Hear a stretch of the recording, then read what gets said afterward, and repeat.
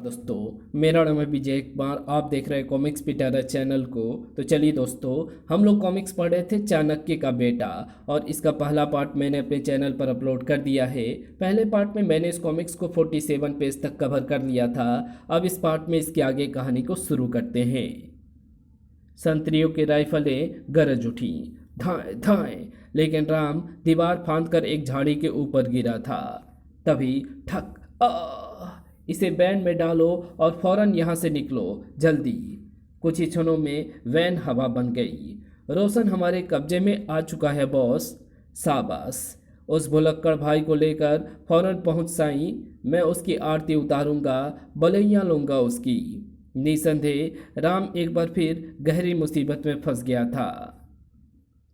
इधर द्रोण पांडुरंग पर बरस रहा था। इडियट, तुम्हें कोठरी का ताला खोलने की क्या जरूरत थी? मुझसे उसकी हालत देखी नहीं गई थी सर। वो पेट दर्द के मारे बिना पानी की मछली की भांति छटपटा रहा था।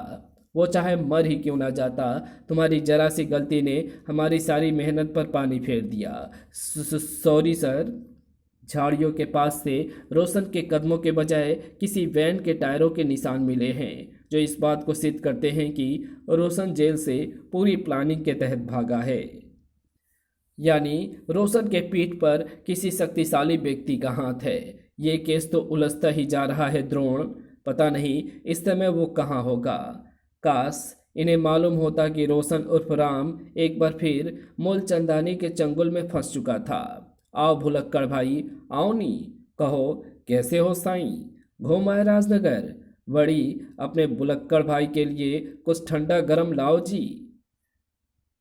तुम तो दहीसर खाड़ी में कूदकर भाग गए थे। ये भी नहीं सोचा कि हमारे 2 करोड़ के सोने का क्या होगा। मैं आपसे कितने बार कह चुका हूँ बॉस कि मैं आपके 2 करोड़ के सोने के बारे में नहीं जानता। तो फिर सोना ढूंढने का नाटक क्यों किया था? क्योंकि मैं आपके हाथों से अपनी जान बचाना चाहता था। मैं याददाश्त गवाया भाग्य का मारा इंसान हूँ। मुझे आप क्यों परेशान कर रहे हैं? बड़ी नहीं परेशान करेंगे, अब हम तुम्हें पुचकारेंगे, बस खुश। मकड़ा, इसे वो खेल दिखाओ नहीं, क्या कहते हैं उसे, झूला झुलाने वाला। कुछ ही समय पश्चात राम की चीखें उबल रही थी। आह! शाबाश, और जोर से झूला झुलाओ नी। एक बार फिर रस्सी के सहारे छत से उल्टा लटका राम दीवार से जा टकराया। धड़ाक, आह! धड़ाक, आह! ये तो बेहोश हो गया बॉस। वड़ी, मुंह पर पानी मारकर होश में लाओ नी। ठंडे ठंडे पानी ने राम की मूर्छा दूर कर दी। छपाक, आह! आह! पानी, पानी, सोना डूब रहा है। गर्जा, परसा, पानी, बचो, सोने को बचाओ। आह! मैं कहाँ हूँ? ये क्या बक रहा है साईं? लगता है पागल हो गया है बॉस। मुझे सब कुछ याद आ रहा है बॉस, मुझे सब कुछ याद आ रहा है। धन झूलेलाल, इसे नीचे उतारो। मुझे बार बार दीवार पर मारना आपके लिए अच्छा ही हुआ बॉस, क्योंकि दीवार से मेरा सिर टकराते ही मेरी आंखों के आगे लाल पीली रोशनियां नाच उठी। ऐसा लगा जैसे कोई वीडियो फिल्म तेजी से मेरे मस्तिष्क में रिवर्स हो रही है। सोना इस समय कार समेत दहीसर खाड़ी में डूबा पड़ा है। सच, इस बार कोई नई चाल तो नहीं चल रहे हो ना साईं? बिल्कुल नहीं बॉस। यदि मेरी बात झूठ निकले तो वहीं दहीसर खाड़ी में मेरे टुकड़े टुकड़े करके फेंक देना। लेकिन सोना दहीसर खाड़ी में डूबा कैसे? गर्जा की गलती से। हम तीनों सिल्वर बीच से सोना लेकर रवाना हुए, तब कार गर्जा चला रहा था। वो बराबर शराब पिए जा रहा था। गाड़ी संभाल गर्जा, कुछ नहीं होगा। गाड़ी मेरे इशारों पर नाचती है। किंतु अत्यधिक शराब पी लेने से गर्जा का कार पर से नियंत्रण खो बैठा और कार दहीसर खाड़ी के पुल पर अनियंत्रित होकर रेलिंग को तोड़ती हुई दहीसर खाड़ी में जा गिरी। भड़ाक, धर। कार के पानी में समाते ही मेरा सिर कार की छत से टकराया और मेरी चेतना लुप्त होती चली गई। गर्जा एवं परसा की लाशें दहीसर खाड़ी में ना जाने कहाँ बह गई। मगर किस्मत को शायद मुझे अभी जिंदा रखना था, इसलिए मैं ना जाने कैसे बहते हुए किनारे पर आ लगा, जहां से मुंबई पुलिस ने मुझे बरामद किया। और जब लाला लाजपत राय अस्पताल में मेरी आंख खुली तो मैं अपनी याददाश्त गंवा बैठा था। सत्यानाश हो उस गर्जा के बच्चे का। झूलेलाल उसे अगले जन्म में कीड़ा बनाए। मकड़ा, तो फौरन अपने कुछ आदमियों के साथ जा, साथ में रोशन को भी ले जा। अगर दहीसर खाड़ी में डूबा हुआ सोना हासिल हो जाए तो इसे सोने समेत वापस लाना, वरना वही काट कर फेंक देना। बढ़िया बॉस, बहुत बढ़िया। दहीसर खाड़ी के दूर दूर तक उछाले उछाले मारते पानी पर डोल रही थी वो सीपनुमा बोट। वो कार पुल की रेलिंग को तोड़कर यहीं कहीं गिरी थी। गोताखोरों को नीचे भेजिए मकड़ा साहब। अगले क्षण 4 गोताखोर पानी में डुबकी लगा गए। याद रखना रोशन, यदि गोताखोर असफल लौटे तो मैं दहीसर खाड़ी को तुम्हारे खून से रंग दूंगा। ऐसा करने की नौबत नहीं आएगी मकड़ा साहब। लगभग 15 मिनट बाद गोताखोर पानी की सतह से बाहर निकले। क्या रहा? कार मिल गई मकड़ा साहब, और सोने से लदी भारी भरकम लोहे की पेटी भी कार में मौजूद है। Good, very good, thank God. अगले क्षण सीपनुमा बोर्ड पर लगी विशालकाय क्रेन द्वारा बुरी तरह पिचकी हुई कार को बाहर निकाला गया। सोना मिल गया, तेरी जान बच गई रोशन। कुछ समय पश्चात, वाह साईं वाह, तूने तो कमाल ही कर दिया। नहीं, सचमुच तूने मेरा सच्चा आदमी बनकर दिखा दिया। आज से हम तुझे मकड़ा के बराबर का ओहदेदार नियुक्त करते हैं। Thank you boss. ये ट्रांसमीटर किसने खटखटाया साईं? वड़ी कौन? ओह तुम? हाँ बोलो नी, कब? कल? ठीक है साईं, बहुत अच्छा साईं, बहुत अच्छा। चीनी सीक्रेट सर्विस का सबसे धूर्त जासूस चुंग ली आ रहा है। कल उसे एयरपोर्ट पर रिसीव करने तुम जाओगे रोशन? जी बॉस। मुंबई का इंटरनेशनल एयरपोर्ट। चांद इतरा रहा है, चांदनी शर्मा रही है। कोड ठीक है, अपना नाम बोलो। मेरा नाम रोशन है। मुझे बॉस ने इसी कोड के साथ आपको रिसीव करने भेजा था। आइए सर। कुछ देर बाद होटल गड़ूर में। Welcome Sai, welcome. आओ नी, गले मिलो नी साईं। चुगली? चुगली नहीं, चुंगली। नाम को मार गोली। ये बता कि तू चीन से इतनी दूर किस वास्ते आया साईं? और वो तेरा खास काम कौन सा है? सब बताता हूँ मूलचंदानी, मगर ये साईं, ये दोनों मेरे आजू बाजू हैं, इनसे क्या छुपाना। ये बात को कानों कानों से तो जाने देते हैं, मगर बाहर नहीं निकलने देते हैं। तो सुनो मूलचंदानी, कुछ दिनों पहले चीन से हमारा एक जासूस तौमान भारत आया था। यहाँ आकर उसने किसी तरह तुम्हारे देश के फौजी ठिकानों के चित्र एवं नक्शे हासिल किए थे। एक दिन सेना से संबंधित कुछ महत्वपूर्ण जानकारियां हासिल करने के उद्देश्य से वो मुंबई के मिलिट्री कैंट में घुस गया था।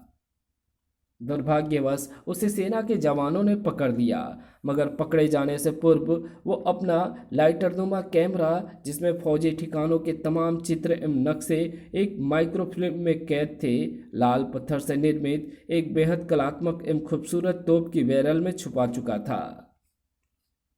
वो तोप मिलिट्री कैंट के रोड सर्किल एरिया में एक पत्थर के ऊंचे टीलेनुमा चबूतरे पर रखी हुई है। लेकिन तुम्हें इन सब बातों की जानकारी कैसे है?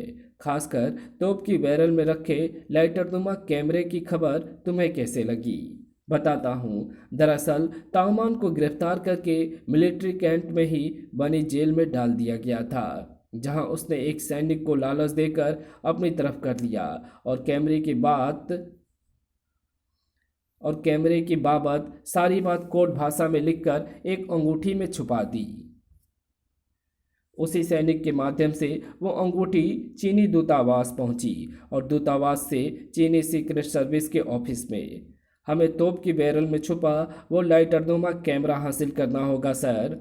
हमने ये केस तुम्हारे हवाले कर दिया है चुंगली। अब तुम जो चाहो करो, हमें सिर्फ वो लाइटरनुमा कैमरा चाहिए। Yes sir. उसके बाद मैंने तुमसे संपर्क स्थापित किया, फिर मैं चीन से मुंबई आ पहुंचा। बहुत अच्छा किया साईं, बहुत अच्छा किया। मगर इस काम के लिए तुम्हें हमें रोकड़ा कितना देगा? 1 करोड़ अमेरिकन डॉलर। बढ़िया बढ़िया, बहुत बढ़िया। हम ये केस तुम्हारे हवाले करता है रोशन। ताप तोप की नाल से तोप की नाल से कैमरा ना मिले तो पूरी तोप ही उठा लाओ। तोप की बैरल से वो लाइटरनुमा कैमरा निकाल लाने की मेरे दिमाग में एक शानदार योजना है बॉस। तो जल्दी बतानी, फालतू सस्पेंस क्यों झाड़ रहा है साईं? रोशन उर्फ राम अपनी योजना बताता चला गया। तीव्र चरमराहट के साथ रुकी ये वैन, जल्दी करो, वो घर में अकेली होगी। धड़धड़ाते हुए चारों बदमाश ने सुमित्रा देवी के घर में प्रवेश किया। कौन हो तुम? आवाज नहीं वरना गोली मार दूंगा।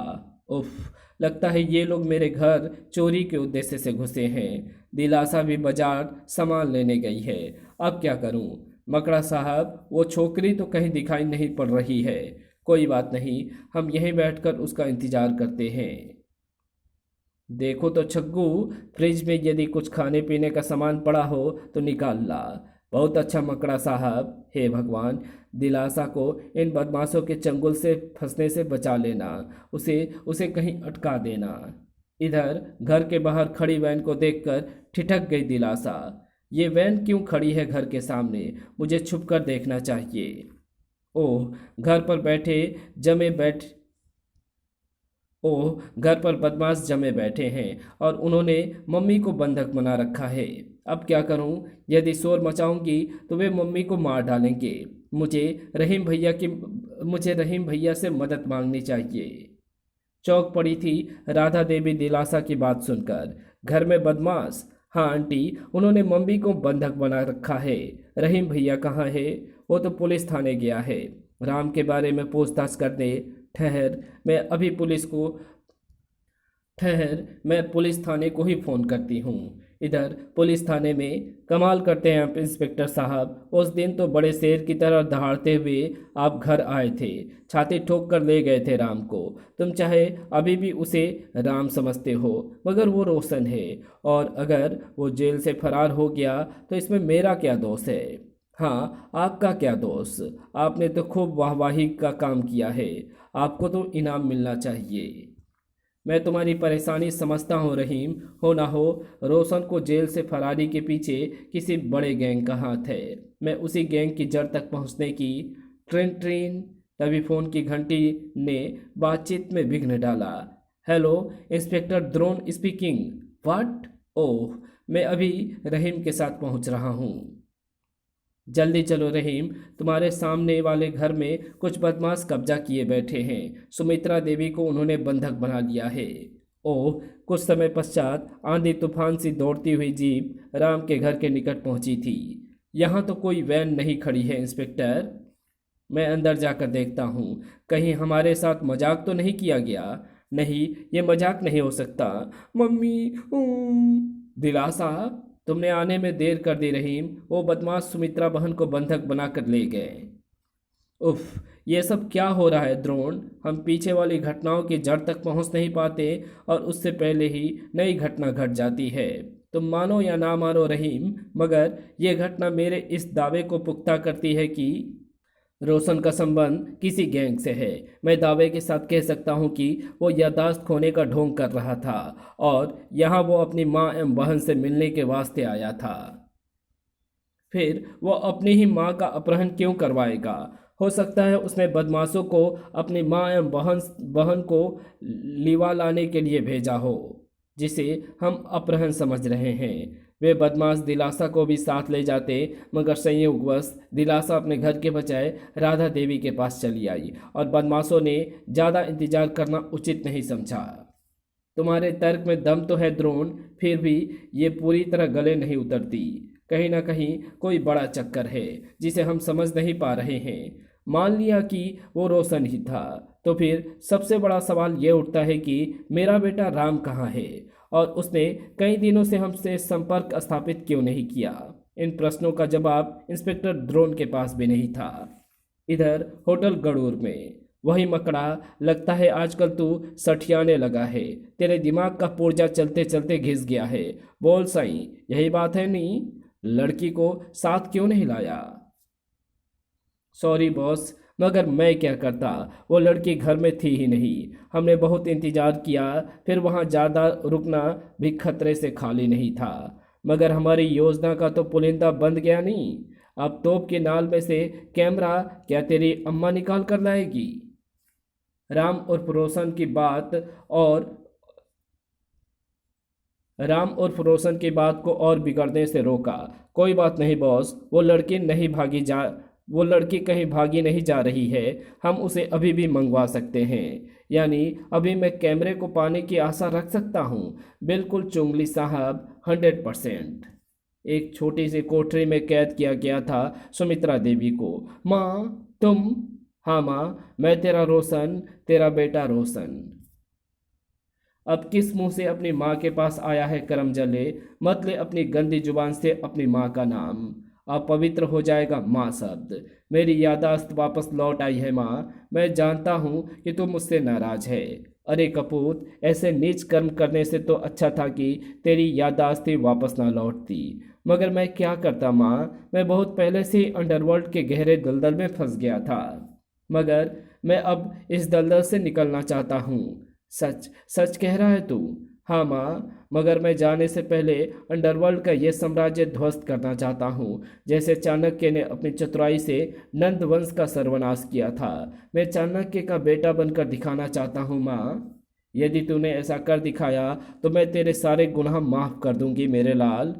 तो माँ, ये ले कागज़ और पेन, और जैसा मैं कहूँ वैसा लिखती जा, ताकि मेरी योजना सफल हो सके। सुमित्रा देवी द्वारा इनकार करने का तो अब प्रश्न ही नहीं उठता था।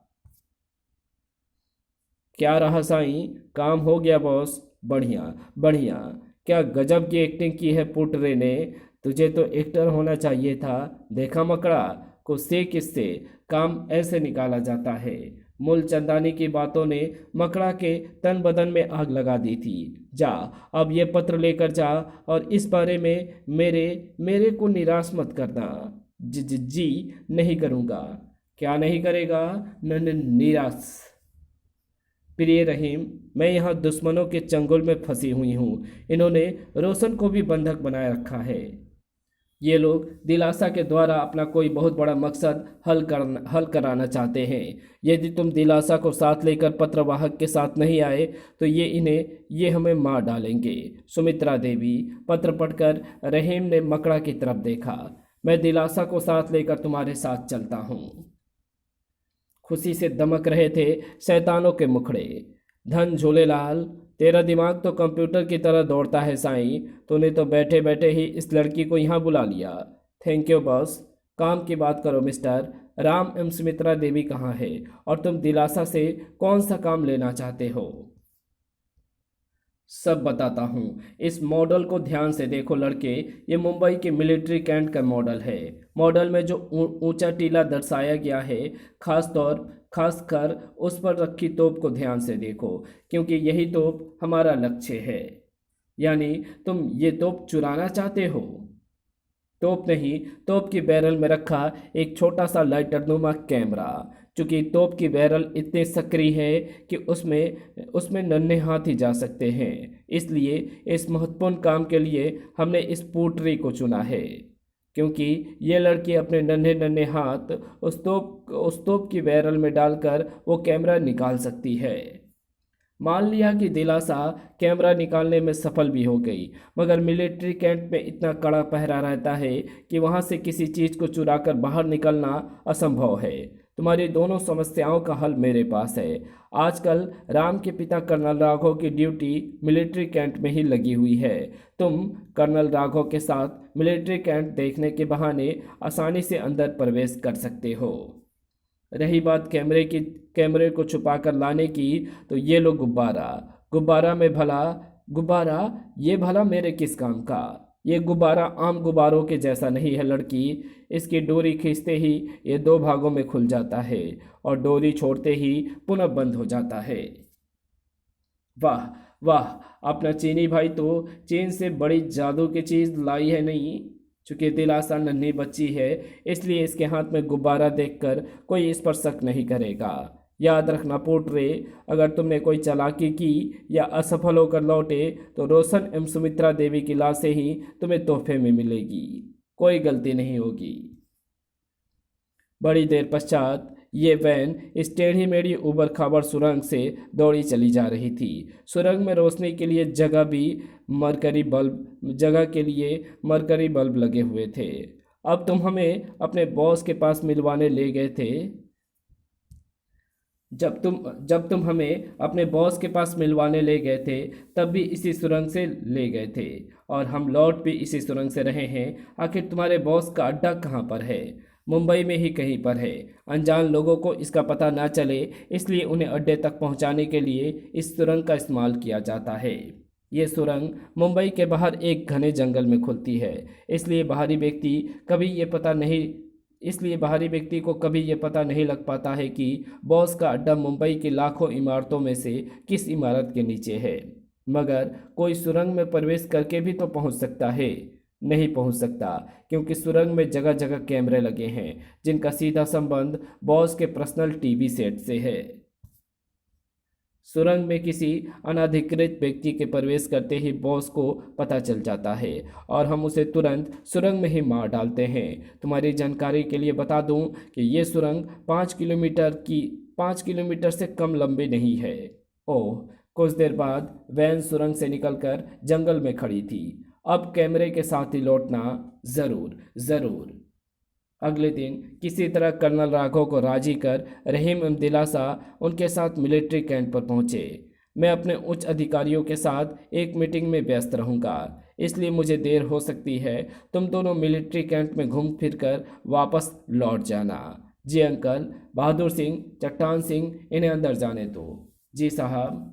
कर्नल राघव के चले जाने के बाद अब क्या करें रहीम भैया?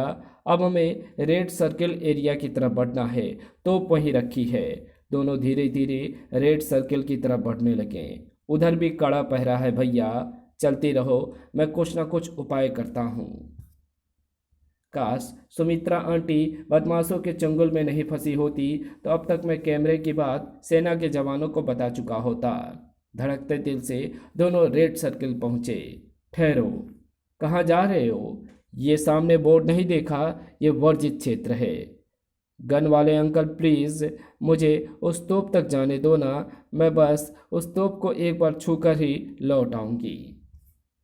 ऐसा नहीं हो सकता बिटिया रानी, कर्नल साहब को पता चल जाएगी तो वे मेरी फौज से छुट्टी कर देंगे। प्लीज़ अंकल, बस 1 मिनट के लिए, किसी को पता नहीं चलेगा, प्लीज़। इस नन्ही बच्ची का दिल रख लीजिए अंकल। मैंने तो सुना है कि हमारे फौजी भाई बहुत नरम दिल के होते हैं, खासकर बच्चों के प्रति। ठीक है, तुम जिद करते हो तो मैं केवल इस बिटिया रानी को तोप तक जाने दे सकता हूँ, मगर तुम नहीं जाओगे। मंजूर है। Thank you uncle. गुब्बारे को हवा में झुलाती चिड़िया की भांति फुदकती हुई दिलासा तोप के निकट पहुंची। इस समय उसका नन्हा सा दिल रबड़ की गेंद की भांति उछल रहा था। अगले क्षण वो हिम्मत जुटाकर गोल टीलीनुमा चबूतरे पर चढ़ गई। चबूतरे पर चढ़कर उसने रहीम की तरफ देखा। इधर रहीम फतेह नामक उस फौजी को बातों में उलझाए हुए था। फिर क्या हुआ अंकल? फिर क्या, सन 1971 में आखिर भारत एवं पाक के बीच युद्ध की शुरुआत हो गई। जब मेजर साहब ने हमें आगे बढ़ने का हुक्म दिया तो हम चीते की भांति पाक सैनिकों पर टूट पड़े। इस हमले में एकाएक मैं अपने साथियों से बिछुड़ गया और 3 पाक सैनिकों ने मुझे घेर लिया। फिर क्या, मैंने आव देखा न ताव, फिरकी की तरह घूमकर तीनों को लंबलेट कर दिया। इधर दिलासा अपने काम में जुट गई थी। इस समय रहीम भैया ने गन वाले अंकल को बातों में उलझा रखा है, यही मौका है। अगले क्षण दिलासा का हाथ तोप की बैरल में जा घुसा। मिल गया। दिलासा ने कपकपाता हाथ तोप की बैरल से बाहर निकाला। यही है वो लाइटरनुमा कैमरा। नन्ही सी जान को वो कैमरा किसी परमाणु बम की भांति महसूस हो रहा था। रहीम ने कनखियों से दिलासा की तरफ देखा। खुदा का शुक्र है कि दिलासा तोप की बैरल से कैमरा निकाल पाने में सफल हो गई है। उसके बाद जानते हो क्या हुआ? क्या हुआ? कुछ नहीं, हमने दुश्मन की चौकी पर कब्जा कर लिया। चूँकि ये सब मेरे ही प्रयासों के कारण संभव हुआ था, इसलिए मेजर साहब ने उसी दिन से मेरा नाम फतेह सिंह रख दिया। ओह अच्छा। अरे क्या हुआ? मैंने अभी अभी बिटिया के हाथ में थमे गुब्बारे को दो भागों में खुलते देखा था। क्या? नहीं नहीं अंकल, आपको ज़रूर कोई गलतफहमी हुई है। नहीं, मुझे कोई गलतफहमी नहीं हुई है। बड़ी अच्छी तोप थी रहीम भैया, मुझे तो उसे छूकर मज़ा आ गया। एक मिनट बिटिया, जरा अपना गुब्बारा तो दिखाना। जोरों जोरों से धड़क धड़क उठा दिलासा का नन्हा दिल। गुब्बारा? हाँ गुब्बारा, मैंने थोड़ी देर पहले इसे दो भागों में खुलते देखा था। भला गुब्बारा भी कहीं खुलता है? ओह, तो मेरी नज़रों का धोखा होगा। ठीक है, तुम जा सकते हो। चलो दिलासा। दोनों इस तरह उड़न छू हुए मानो उन्हें फतेह सिंह द्वारा दोबारा बुला लिए जाने का डर हो। कुछ गड़बड़ जरूर है। रेड सर्किल का एक गोल टर्न लेकर दोनों मिलिट्री कैंट के मुख्य द्वार पर पहुंचे। घूम आए? हाँ गन वाले अंकल, बहुत अच्छा है मिलिट्री कैंट, खासकर रेड सर्किल में रखी लाल पत्थर की तोप। तुमने उस तोप को छूकर देखा था? नहीं, दूर दूर से ही देखा था। ये दिलासा की बच्ची सारा खेल खराब करेगी। फिर भी हमें तुम्हारी तलाशी तो लेनी ही पड़ेगी, ये यहाँ का नियम है। ठीक है, लीजिए तलाशी। भला रहीम एम दिलासा के पास तलाशी के दौरान क्या मिलता? असली चीज तो गुब्बारे के अंदर रखी थी। अब हम जाएं? जाओ। पलक झपकते ही दोनों मिलिट्री कैंट से बाहर थे। जल्दी आओ दिलासा। जी भैया। इधर फतेह सिंह मिलिट्री कैंट के मुख्य द्वार तक पहुंचा। अभी अभी दो बच्चे बाहर निकले होंगे। हाँ क्यों, क्या बात है? कुछ नहीं, मुझे उनसे कुछ पूछना है। उधर रहीम दिलासा एक टैक्सी में सवार होने जा रहे थे, तभी ठहरो। फौजी अंकल आप? हाँ, मेरा मन कहता है कि मैंने ज़रूर गुब्बारे को दो भागों में खुलते हुए देखा था। वो नज़रों का धोखा नहीं था। मैं एक बार फिर इस गुब्बारे को फिर से देखना चाहता हूँ। अवश्य देखिए। एकाएक फतेह सिंह के हाथ से गुब्बारे की डोरी खींच गई। अरे, ये तो सचमुच दो भागों में खुल गई। तुमने मुझसे झूठ बोला था। हमने झूठ कहाँ बोला था फौजी अंकल, हमने तो ये कहा था जब आप मुझे अपनी कहानी सुना रहे थे तब गुब्बारा दो भागों में नहीं खुला था।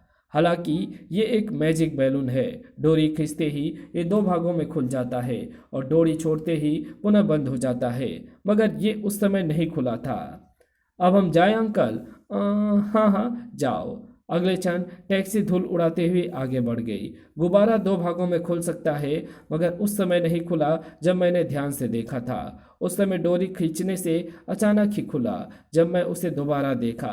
उफ, ये क्या चक्कर है? मेरा दिमाग चक्करगिन्नी बन गया। मेरा दिमाग चक्करगिन्नी बना गए दोनों। इधर टैक्सी में शुक्र है मैंने मिलिट्री कैंप से बाहर निकलते ही गुब्बारे में छुपा कैमरा निकालकर पैंट की जेब में डाल लिया था, वरना वो फौजी अंकल के हाथों पड़ जाता। ठीक कहा तुमने, गुब्बारा खोलने में तो वो कामयाब हो ही गए थे। हिम्मते मर्दा मदद खुदा। होटल गड़ूर में खुशी का माहौल था। धन झुल्लेलाल अपना पोटरा पोटरी तो कमाल कर दिखाया है साईं। तारीफ तो रोशन की होनी चाहिए जिसने अपने दिमाग से इस मुश्किल काम को आसान बना दिया। ला, वो गुब्बारा मुझे दे। इतनी जल्दी भी क्या है चुंगली साहब, अब तो ये आप ही की अमानत है। नहीं, अब हमसे सब्र नहीं होता। हम इस कैमरे को अपने हाथों में लेकर देखना चाहते हैं। पहले सुमित्रा आंटी इमरान को रिहा करो। ठीक है मकड़ा, सुमित्रा देवी को रिहा कर दे साईं। और राम, भरोसा रखनी मुझ पर। पहले कैमरा हाथ में आने दे, फिर उस पोट्रे को भी रिहा कर दिया जाएगा, वो भी ढोल बाजे के साथ। ठीक है। अब भारत की सैनिक शक्ति मेरी मुट्ठी में होगी। आए, ये तो लाइटर है, केवल लाइटर। इसमें तो माइक्रोफिल्म की जगह गैस भरी हुई है। मुझे क्या मालूम, मुझे तो तोप की बैरल में यही लाइटर नुमा कैमरा पड़ा मिला था। झूठ बोलते हो तुम। बताओ असली कैमरा कहाँ है? वड़ी बोलना पुटरी। कैमरा ये रहा। कैमरा तुम्हारे पास? तभी बॉस, गजब हो गया बॉस। बाहर इसकी शक्ल का एक आदमी खड़ा है जो अपने आप को रोशन बता रहा है। रोशन, उसे जल्दी अंदर लाओ नी। राम रहीम के अलावा हॉल में मौजूद प्रत्येक शख्स चौंक पड़ा था उस शख्स को देखकर। रोशन तुम? हाँ बॉस, मैं ही असली रोशन हूँ। आपके साथ बहुत बड़ा धोखा हुआ है बॉस। नकली रोशन बना ये कमीना और कोई नहीं बल्कि स्वयं भारतीय सीक्रेट सर्विस का जासूस राम है। बड़ी पूरी कहानी साफ साफ सुनानी, खामाखा सस्पेंस क्यों पैदा कर रहा है साईं? बॉस, उस दिन सिल्वर बीच से 2 करोड़ का सोना लेकर मैं गर्जा एवं परसा रवाना हुए थे। हमारी कार धीरे धीरे दहीसर खाड़ी के पुल की तरफ बढ़ रही थी, मगर ना जाने कैसे सोने की खबर राम रहीम को मिल गई और वे भूत की तरह दहीसर खाड़ी के पुल पर आ धमके। रुक जाओ राम रहीम, गाड़ी मत रोक, चढ़ा दे सालों पर। एक्सीलेटर पर लगभग झूल गया था गर्जा। जुम, मगर हमसे कहीं ज्यादा फुर्तीले साबित हुए थे राम रहीम। उफ, छनाक, गर्जा ब्रेक लगा, मगर तब तक गर्जा के नियंत्रण से बाहर कार हो चुकी थी। चर, अगले क्षण वो रेलिंग तोड़ती चली गई। धड़ाक, तभी एक हाथ ने मेरी शर्ट का कॉलर पकड़कर मुझे कार से बाहर खींच लिया। उधर कार पोल के नीचे से गिरकर दहीसर खाड़ी में समा चुकी थी। गर्जा एवं परसा की लाशों का कहीं पता नहीं चला। उसके बाद क्या हुआ साईं? बोलनी, क्या हुआ उसके बाद? उसके आगे की कहानी तुम्हें मैं सुनाता हूँ मूलचंदानी। जब मैंने ये देखा कि रोशन की शक्ल सूरत एवं कद काठी हूबहू मुझसे मिलती जुलती है, तो मैंने इससे फ़ायदा उठाने का निश्चय किया और रोशन से पूरी जानकारी हासिल करने के बाद मैंने रोशन को भारतीय सीक्रेट सर्विस की जेल में डाल दिया। अब शुरू होगा चाणक्य के बेटे का असली खेल। उसी समय मिलिट्री कैंप में दूसरी ही कहानी चल रही थी। चीनी जासूस ताओमान सैनिकों की पकड़ में आ चुका था। ताओमान ने जेल से फरार होने के लिए एक सैनिक को लालच में फंसाकर वो अंगूठी दी जिसमें चुंगली के लिए कोर्ट संदेश लिखा हुआ था। मगर भारत का सैनिक बिकाऊ नहीं होता। चुंगली उसने वो अंगूठी लाकर मेरे पापा कर्नल राघव को दे दी और पापा ने वो अंगूठी मुझे दी। मैं उस कोर्ट संदेश से इतना ही पता लगा पाया कि वो संदेश तुम्हारे अर्थात चुंगली के नाम का था, मगर उस संदेश में क्या लिखा था ये मैं नहीं जान पाया। तब पापा और मैंने एक प्लानिंग के तहत अंगूठी को उसी सैनिक के हाथों चीनी दूतावास भिजवा दिया जहां से अंगूठी तुम्हारे पास पहुंच गई। इधर मैं मूलचंदानी तक पहुंचने के लिए अपनी याददाश्त खोने का नाटक करके दहीसर खाड़ी के निकट मुंबई पुलिस को बेहोश पड़ा मिला। फिर मेरे दिमाग को उस समय झटका लगा जब अस्पताल से सेठ जीवनदास मुझे अपना होने वाला दामाद बताकर अपनी कोठी पर ले गया, जहां से मकड़ा ने मेरा अपहरण करके मुझे तुम तक पहुंचा दिया। वहां किसी तरह मुझे मालूम पड़ गया कि तुम्हारी चुंगली के साथ दोस्ती है। अपनी योजना को पुख्ता करने के लिए मैं दहीसर खाड़ी में कूदकर राजनगर पहुंचा और रहीम के जरिए अपने घर तक। यहाँ तक रहीम भी नहीं जानता था कि मैं याददाश्त खोने का ड्रामा कर रहा हूँ, इसलिए मैंने रहीम को सारी बात समझाई। घर पहुँचते पहुँचते रहीम मेरी सारी योजना से अवगत हो चुका था। मुझे दूसरा झटका उस समय लगा जब सुमित्रा देवी ने मुझे अपना बेटा कहा। रोशन बेटा? भैया, मैं फौरन समझ गया कि मैंने जिस रोशन को पकड़ा है वो सुमित्रा देवी का बेटा है। फिर तुम्हारा विश्वास पात्र बनने के लिए मैंने दहीसर खाड़ी से तुम्हारा 200 करोड़ का सोना वापस बरामद करवा दिया। सोना वापस बरामद करवाना मेरी योजना का महत्वपूर्ण अंग था, क्योंकि इस सोने की कीमत उस फौजी जानकारी के आगे कुछ भी नहीं थी जिसे वापस हासिल करना मेरा असली उद्देश्य था। और जब दिलासा ने अपना काम कर दिखाया तब तुम्हारे कहने पर मैं ही उन्हें रिसीव करने सुरंग मार्ग से जंगल में पहुंचा। वापस लौटते समय मैंने रहीम के असली लाइटरनुमा कैमरे लेकर गुब्बारे में साधारण सा लाइटर रख दिया। देखा बॉस, मैंने कहा था ना कि ये कमीना बहुत बड़ा धूर्त है। वो तो अच्छा हुआ कि मैं सीक्रेट सर्विस की कैद से भागकर यहाँ आ पहुँचा, वरना इसकी पोल कभी नहीं खुलती। चिंता मत कर रोशन, मैं इन सबको बुरी मौत मारूंगा, मगर मारने से पहले इसे ये ज़रूर बताऊंगा कि सेठ जीवनदास रोशन को अपनी कोठी पर क्यों ले गया था, क्योंकि मैं ही सेठ जीवनदास हूँ और और कोमल से रोशन की मंगनी के जो फोटोग्राफ्स एवं सबूत मैंने पुलिस को दिखाए थे वे सब नकली थे। मगर तुम अपनी ही बेटी का मर्डर होते कैसे देख सकते थे मूलचंदानी? क्योंकि तुम्हारी कोठी से रोशन का अपहरण करते समय मकड़ा ने उसे मार डालने का पूरा इंतजाम कर दिया था। क्योंकि कोमल मेरी सगी बेटी नहीं है। वाट? हाँ, मेरी बीवी ने एक मरी हुई बच्ची को जन्म दिया था। तब मेरे कहने पर डॉक्टर ने किसी और की बच्ची को मेरी बीवी की गोद में डाल दिया था।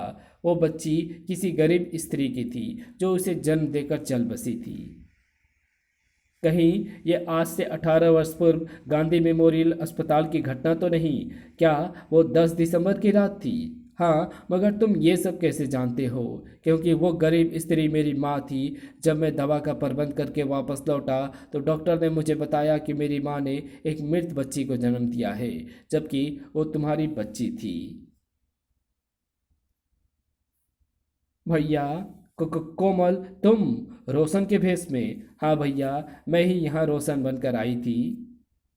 मगर तुम तो कोठरी में जल मरी थी। नहीं, मैं मरी नहीं थी जीवन दास। ये रहस्य तुम्हें मैं बताता हूँ साईं। उस दिन जब मैं राम की तलाश में तुम्हारी कोठी पर पहुँचा तो राम का अपहरण हो चुका था। मैंने किचन में रस्सियों से बंधी पड़ी कोमल को आज़ाद करवाया। फिर मुर्दा घर से एक मृत लड़की की लाश लाकर कोठी में रखी, कोठी को आग के हवाले कर दिया। सबने यही समझा कि कोमल भीष्म अग्निकांड में जल मरी है। कोमल को मैं अपने साथ राजनगर ले आया और उसे मैंने एक मकान में छुपा दिया। और फिर मेरे कहने पर ही कोमल रोशन बनकर यहाँ आई ताकि तुम्हारी असली सूरत देख सके। धन झूलेलाल तो लड़का है कि आफत। मैं चाणक्य का बेटा हूँ जीवन दास, जिसने तेरा सर्वनाश का बीड़ा उठाया है। देख, आज तेरा साम्राज्य डोल उठा है, तेरे चारों ओर मौत ही मौत है। यही तेरा अंजाम था जीवन दास। ठहरो राम भैया, इसे मैं गोली मारूंगी। इसने मुझे बहुत दुख दिए हैं। नहीं नहीं, मुझे मत मार बेटी, मैं तेरा पिता हूँ। किंतु रिवॉल्वर से निकली गोली रिश्ते नाते कहाँ देखती है। धाएं। अब तुम्हें आखिरी रहस्य भी बता दो जीवन दास, वरना मरने के बाद तुम्हारी आत्मा भटकती रहेगी। रोशन आज भी भारतीय सीक्रेट सर्विस की कैद में है। वहां से उसके निकल भागने का तो प्रश्न ही नहीं उठता। अफसोस तुम मेरी जाल में फंस गए। तू तू बड़ा धूर्त है राम। इधर सेठ जीवनदास के प्राण पखेरु उड़े, उधर चुंगली की आवाज़ गूंजी। खबरदार, कोई मेरी तरफ बढ़ा तो इस बच्ची की खोपड़ी फोड़ दूंगा। दिलासा। ला राम, वो लाइटर नुमा कैमरा मुझे दे, जल्दी दे, मुझे यहाँ से निकलना है। राम से कैमरा हासिल करके चुंगली होटल के बेसमेंट में बनी सुरंग की तरफ दौड़ पड़ा। मूलचंदानी तो दुनिया से खिसक गया, मगर अपना तो मुफ्त में काम हो गया। होटल में गोलीबारी शुरू हो गई। तड़ तड़ तड़ तड़। तुम इन सबको लेकर निकलो राम, मैं इन कमीने को देखता हूँ। भैया, हम तुम्हें छोड़कर नहीं जाएंगे। अरे पगली, जीवन भर दौलत की खातिर अनगिनत पाप किए हैं मैंने। अब अंतिम समय में तो अपने भाई को थोड़ा पुण्य कमा लेने दे। इधर राम गोलियों की बाढ़ से सुमित्रा देवी एवं कोमल को बचाकर बाहर भागा। उधर रहीम मोटरसाइकिल लिए सुरंग की तरफ दौड़ पड़ा। बूम। मकड़ा बहादुरी से होटल के बेसमेंट में फैले मूलचंदानी के आदमियों का मुकाबला कर रहा था। अब तक राम रहीम इस होटल से बहुत दूर निकल चुके होंगे। Rate rate rate. कुछ ही क्षणों में मकड़ा बेसमेंट में बने इस स्टोर में था। ओ मेरी बहन, तू जहाँ भी रहे खुश रहे, आबाद रहे। अब तेरा भाई अंतिम सफर करता है। अगले क्षण मकड़ा ने अपने हाथ में थमा शक्तिशाली बम आरडीएक्स से भरी पेटी पर दे मारा। भीषण विस्फोट के साथ मकड़ा के चीथड़े उड़ गए। वड़ाम। ज्वालामुखी फट पड़ा था, जैसे खत्म हुआ था मूलचंदानी का साम्राज्य। वड़ाम। जीवन के अंतिम क्षणों में मकड़ा की जुबान पर अपनी प्यारी बहन का ही नाम था। उफ, कैसा था ये विधाता का खेल। इधर सुरंग में बेहताशा दौड़ी जा रही थी जीप। छोड़ दो मुझे, छोड़ दो। छोड़ दूंगा तुझे बेबी, पहले इस कमबख्त सुरंग से तो निकल जाऊं। अब सुरंग का दूसरा मुंह दिखाई देने लगा है। अब मुझे चीन पहुंचने से कोई नहीं रोक सकता। गलत। अब तुझे ऊपर पहुंचने से कोई नहीं रोक सकता। तुम यहाँ, मगर तुम तो होटल गरुड़ में थे। तुम आदमी हो कि भूत जो पलक झपकते जहाँ चाहे पहुँच जाते हो। मुझे मालूम था बेटा कि तुम दिलासा को लेकर इसी सुरंग से बाहर निकलोगे, इसलिए मैं तुमसे पहले सड़क के रास्ते सुरंग के मुहाने पर आ पहुंचा था जो जंगल में खुलता है।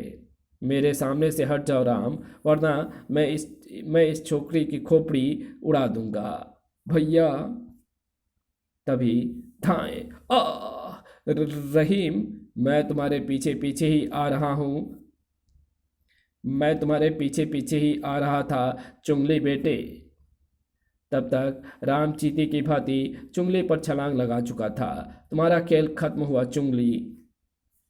तुम्हारी तावमान से मिलने की इच्छा थी ना, अब मैं तुम्हें तावमान के पास ही पहुंचा देता हूँ। धड़ाक। तुम्हें यह जानकर दुख होगा चुंगली कि तावमान तो उसी दिन मारा गया था जिस दिन उसने एक सैनिक को रिश्वत देकर पटाने की कोशिश की थी और वो अंगूठी सैनिक को सौंपी थी। नहीं। हाँ प्यारे, मगर तुम्हें अपने जाल में फंसाने के लिए मैंने ये खबर लीक नहीं होने दी थी। धाए। गोली चुंगली के माथे में जा धसी थी। वो कटे वृक्ष की भांति राम के पैरों में जा गिरा था। भैया, इस डर मत पगली, शैतान खत्म हुआ। अगले दिन भारतीय सीक्रेट सर्विस के ऑफिस में। मुझे माफ़ कर दो राम, सुबह का भूला अगर शाम को घर लौटे तो उसे भूला नहीं कहते रोशन। याद रखो, मातृभूमि की सेवा से बढ़कर कोई सेवा नहीं। अब मेहनत से रोटी कमाना। तो सचमुच चाणक्य का बेटा है राम, बिछड़ों को मिलाने वाला, सबका दुख हरने वाला, दुश्मन का सर्वनाश करने वाला। नहीं माँ जी, मैं एक आम हिंदुस्तानी हूँ, सिर्फ हिंदुस्तानी। अरे अरे हाँ रहीम, कोमल ने क्या फैसला किया? उसने सीक्रेट सर्विस ज्वाइन करने का फैसला कर लिया है राम, और कहती है कि अपने भैया की शहादत को वो व्यर्थ नहीं जाने देगी और देश के लिए काम करेगी। गुड। और फिर समूचे राजनगर में खुशी की लहर दौड़ गई थी। हुर्रे! राम की याददाश्त वापस लौट आई। काश इन्हें सारी सच्चाई मालूम होती, मगर आप तो सच्चाई जानते हैं ना दोस्तों। और इसी के साथ ये कहानी यहीं समाप्त होती है। तो आपको ये वीडियो कैसी लगी? अगर आपको ये वीडियो पसंद आई हो तो इस वीडियो को लाइक शेयर कमेंट ज़रूर कर देना। चैनल पे नए हो तो चैनल को सब्सक्राइब कर ऑल नोटिफिकेशन को सिलेक्ट ज़रूर कर देना। तो ये कॉमिक्स जो थी, ये एक डाइजेस्ट वाली कॉमिक्स थी, यानी 94 पेज की ये कॉमिक्स है और इसकी कहानी को बहुत ज़्यादा खींचा गया है। इतना खींचने की ज़रूरत नहीं थी। आपका क्या विचार है इसकी स्टोरी के बारे में कमेंट में लिख करके ज़रूर बताना, और आपको इसकी स्टोरी से क्या शिकायत है और क्या चीज़ें आपको अच्छी लगी इसके बारे में भी ज़रूर से आप बताना। तो मिलते हैं आपसे किसी और नई वीडियो में, तब तक के लिए बाय।